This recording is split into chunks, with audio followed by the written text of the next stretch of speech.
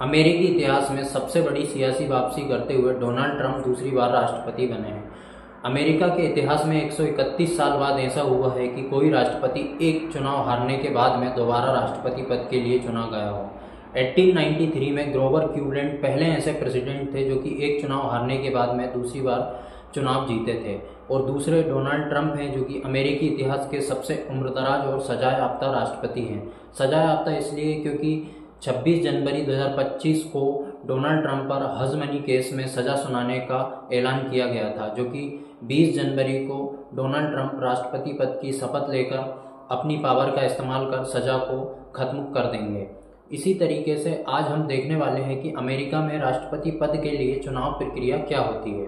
तो सबसे इसमें अहम होता है इलेक्टोरल बोर्ड, जो कि 50 राज्यों की जनसंख्या के आधार पर होता है, जिसमें 538 सीटों पर वोटिंग होती है और 270 पाने वाला राष्ट्रपति पद के लिए चुना जाता है। इसी तरीके से डोनाल्ड ट्रंप को 279 सीट प्राप्त हुई जो कि रिपब्लिक पार्टी के हैं, और 223 सीट कमला हैरिस को प्राप्त हुई जो कि डेमोक्रेटिक पार्टी की हैं। तो 270 इलेक्टोरल वोट पाते ही विक्ट्री स्पीच में डोनाल्ड ट्रंप ने अमेरिका के स्वर्णिम युग की वापसी का वादा दोहराया। और इसी में अमेरिकी कांग्रेस में दो सदन होते हैं, हाउस ऑफ रिप्रेजेंटेटिव और सीनेट। जो सीनेट होता है वो भारत में राज्यसभा के समान होता है, और हाउस ऑफ रिप्रेजेंटेटिव होता है वो भारत में लोकसभा के समान होता है। सीनेट का कार्यकाल 6 वर्ष का होता है और हाउस ऑफ रिप्रेजेंटेटिव का कार्यकाल 2-2 वर्ष का रोटेशन के आधार पर होता है, जो कि 2-2 वर्ष में चुनाव कराए जाते हैं, जिनको मिड टर्म इलेक्शन भी बोला जाता है। इसी के तहत डोनाल्ड ट्रंप ने राष्ट्रपति बनते ही भारत के लिए भी ये वादा किया कि ऑटोमेटिक रूट से उनको ग्रीन कार्ड छात्रों को देने के लिए कहा है, जिससे कि 5 लाख छात्र अमेरिका में एंट्री कर सकेंगे और अपनी पढ़ाई कर सकेंगे, स्नातक या स्नातकोत्तर ग्रेजुएशन या पोस्ट ग्रेजुएशन की। तो ये थी अमेरिका की चुनाव प्रक्रिया।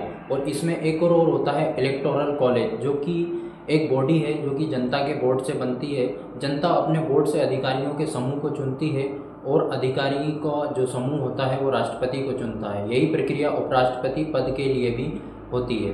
तो भारतीय संविधान में भी अमेरिकी संविधान से कुछ प्रावधान लिए गए हैं, जैसे कि मौलिक अधिकार, राष्ट्रपति का पद, उपराष्ट्रपति का पद, सुप्रीम कोर्ट और हाई कोर्ट के जजों को हटाना, राष्ट्रपति पर महाभियोग, न्यायिक सक्रियता, स्वतंत्र न्यायपालिका, न्यायिक पुनरावलोकन और जनहित याचिका।